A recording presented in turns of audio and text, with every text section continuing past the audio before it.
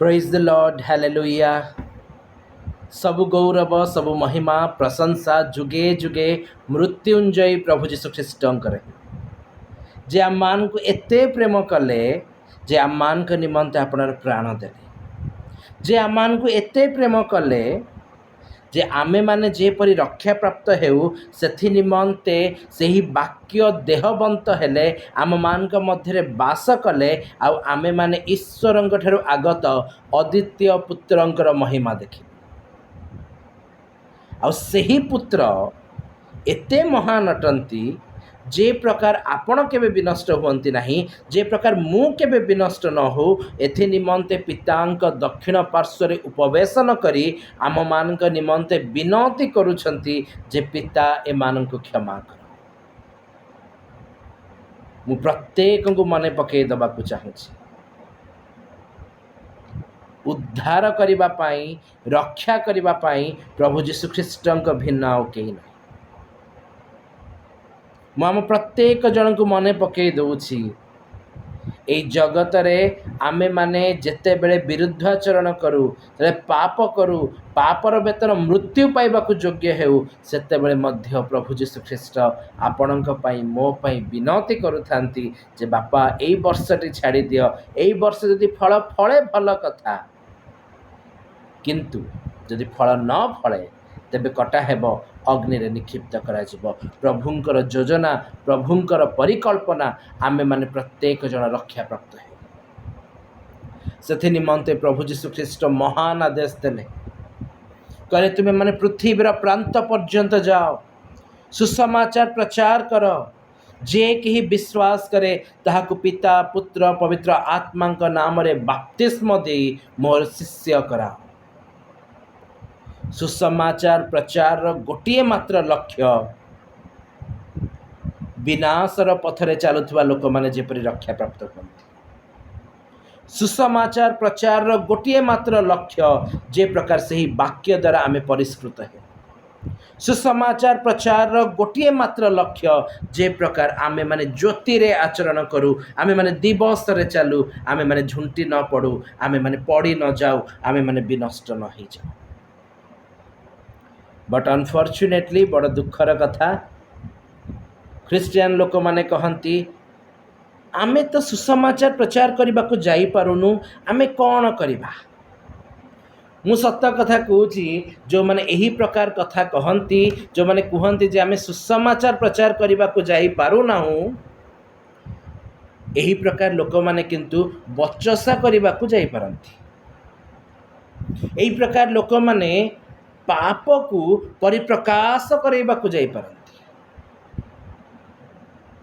मु प्रत्येक जन को मने पकई देबा को चाहे सुसमाचार प्रचार करिबा पाई समस्त जे जीवा ताहार आवश्यकता नहीं। आमे माने घरे थाऊ आमे माने ऑफिस रे थाऊ आमे माने अपना अपना जीवन द्वारा सुसमाचार प्रचार करूछु किंतु जो लोक माने सुसमाचार प्रचार मूल्य बुझी नांती सुसमाचार प्रचार कौन जानी नांती से माने बचसा करने को बाहरी जाते। जानिछ तांकर ना पाप करिसंती जानिछ ना तांकर चोरी करिसंती जानिछ ना तांक घरे बहुत अशांति। मु सत्य कथा कहूची आज्ञा जदि गोटे लोक अनुताप करी फेरिबा को भी चाहूथबो अनेक समय रे आम मानकर व्यवहार से व्यक्ति को फेरिबा को दिए नहीं। पवित्र बाइबल कहे जेउ माने पाप कर्म रे पड़ी जाइछन तुमे सेमान को दया कर जो माने उठी पारु नाहंती सेमान को दया कर जेउ माने शैतान रो बंधन रे बांधी जाइछंती सेमान को दया कर। आज आम मैंने चिंता करूँ आम मैंने दया करी पारुछु तो जाकुबंक पत्र 1 अध्याय सॉरी जिहुदांक पत्र 1 अध्याय 23 पद ଲେଖା ଯାଏ ଶାରୀରିକ ପାପକର୍ମରେ କଳଙ୍କିତ ବସ୍ତ୍ରକୁ ମଧ୍ୟ ଘୃଣା କରି ଭୟ ସହକାରେ କେତେକଙ୍କୁ ଦୟା କର। ବାଇବଲ କହୁଛି ଯେଉଁମାନେ ପାପରେ ପଡ଼ିଯାଇଛନ୍ତି, ଯେଉଁମାନଙ୍କର ଆତ୍ମିକ ବସ୍ତ୍ର କଳଙ୍କିତ ହେଇଯାଇଛି, ସେ କଳଙ୍କିତ ବସ୍ତ୍ରକୁ ଘୃଣା କର। ସେମାନେ ଯେଉଁ ପାପରେ ପଡ଼ିଯାଇଛନ୍ତି ସେ ପାପକୁ ଘୃଣା କର। ସେଇ ପାପରେ ତୁମେ ଆଚରଣ କର ନାହିଁ, କିନ୍ତୁ ସେହି ପ୍ରକାର ଲୋକମାନଙ୍କୁ ଦୟା କର। ସେହି ପ୍ରକାର ଲୋକମାନେ ଯେପରି ପ୍ରଭୁ ଯୀଶୁଙ୍କ ପାଖକୁ ଫେରି ପାରିବେ ସେମାନଙ୍କ ପାଇଁ ପ୍ରାର୍ଥନା କର। ସେମାନଙ୍କ ନିମନ୍ତେ ଉଦ୍ଧାରର ପଥ ପ୍ରସ୍ତୁତ କର। ପ୍ରଭୁ ଯୀଶୁ ଖ୍ରୀଷ୍ଟ ପୁନରୁତ୍ଥିତ ହେବା ଉତ୍ତରେ ସିଧାସଳଖ କହିଲେ, ପିତା ଯେ ପ୍ରକାର ମୋତେ ପ୍ରେରଣ କରିଅଛନ୍ତି, ମୁଁ ମଧ୍ୟ ସେହି ପ୍ରକାର ତୁମମାନଙ୍କୁ ପ୍ରେରଣ କରୁଅଛି। ତୁମେମାନେ ଯେଉଁମାନଙ୍କର ପାପ କ୍ଷମା କରିବ ସେମାନଙ୍କର ପାପ କ୍ଷମା କରାଯିବ। ତୁମେ ଯେଉଁମାନଙ୍କ ପାପ କ୍ଷମା କରିବ ନାହିଁ ସେମାନଙ୍କ ପାପ କେବେ କ୍ଷମା କରାଯିବ ନାହିଁ। ବାଇବଲ କହୁଛି, ଜିହୁଦା କହୁଛନ୍ତି, ଏହେତୁ ତୁମେମାନେ ଦୟା କର। କାରଣ ଆମମାନଙ୍କ ଈଶ୍ୱରଙ୍କର ଇଚ୍ଛା ଆମମାନଙ୍କ ମଧ୍ୟରୁ କେହି ଜଣେ ହେଲେ ବି ନଷ୍ଟ ନ ହୁଏ। ଗାଲାତୀୟ ପୁସ୍ତକ 6 ପର୍ବ, ଗାଲାତୀୟ ପୁସ୍ତକ ତାର 6 ପର୍ବ ତାର 1 ପଦରେ ଲେଖାଯାଏ, ହେ ଭାଇମାନେ, ଯଦି କେହି କୌଣସି ଅପରାଧରେ ଧରା ପଡ଼େ, ଆତ୍ମିକ ଯେ ତୁମେମାନେ ମୃଦୁ ଭାବରେ ସେହି ପ୍ରକାର ଲୋକକୁ ସଂଶୋଧନ କର, ପୁଣି କେଜାଣି ନିଜେ ମଧ୍ୟ ପରୀକ୍ଷାରେ ପଡ଼ିପାର, ଏଥିପାଇଁ ଆପଣା ଆପଣା ବିଷୟରେ ସାବଧାନ। ଆଜି ଅନେକ ଲୋକମାନେ ଅଛନ୍ତି ପାପ କରନ୍ତି କିନ୍ତୁ ଧରା ପଡ଼ନ୍ତି ନାହିଁ। ଯେଉଁମାନେ ଧରା ପଡ଼ିନାହାନ୍ତି ଠିକ୍ ଅଛି, ଚାଲିଛି। ଶେଷ ଦିନରେ ସେମାନେ ବିଚାର ସିଂହାସନ ସମ୍ମୁଖରେ ଛିଡ଼ା ହେବା ସମୟରେ ନିଜ ନିଜର ଉତ୍ତର ପ୍ରତି ଉତ୍ତର କରିବେ। କିନ୍ତୁ ଯେଉଁ ଲୋକମାନେ ନିଜର ପାପକୁ, ନିଜର ଅପରାଧକୁ ନିଜେ ହୃଦୟଙ୍ଗମ କରି କ୍ଷମା ମାଗନ୍ତି, ଅନୁତାପ କରି ଫେରି ଆସନ୍ତି, ପ୍ରଭୁ କହନ୍ତି ତୋର ପାପ ଆଚ୍ଛାଦନ କରିଦେଉଛି, ତୋର ପାପ ଧୋଇ ଦେଉଛି, ତାହାକୁ ଆଉ ମୁଁ ସ୍ମରଣରେ ଆଣିବି ନାହିଁ। ତେବେ ବାଇବଲ କହୁଛି ପ୍ରତ୍ୟେକଟି ଲୋକ ପାପରେ ପଡ଼ିଛି, କିଏ ଜଣେ ନାହିଁ ଯିଏ କି ପାପରେ ପଡ଼ିନାହିଁ।